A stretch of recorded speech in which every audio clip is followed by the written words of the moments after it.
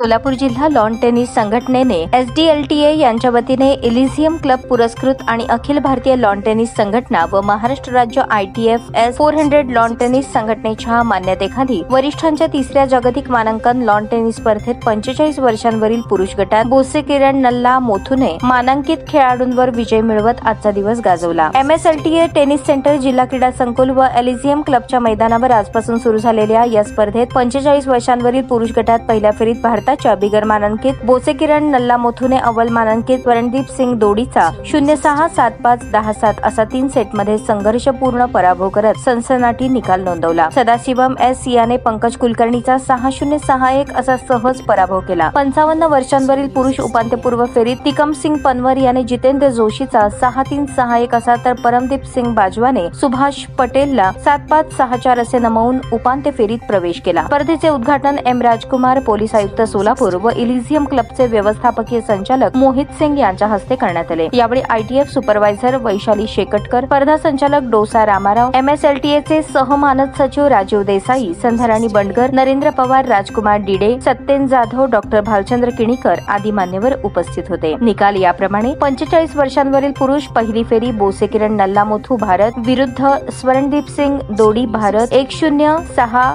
7-5, 10-7, Sadasivam S Bharat विरुद्ध पंकज कुलकर्णी भारत 6-0, 6-1, 50 वर्षांवरील पुरुष पहिली फेरी दीपक बागोरा विरुद्ध हतिंदर पनवर भारत 6-0, 6-1, 35 वर्षांवरील पुरुष पहिली फेरी आरुष शहा विरुद्ध गौरव पटेल 6-0, 6-2, 55 वर्षांवरील पुरुष उपांत्यपूर्व फेरी तिकम सिंग पनवर विरुद्ध जितेंद्र जोशी 6-3, 6-1, परमदीप सिंग बाजवा विरुद्ध सुभाष पटेल 7-5, 6-4।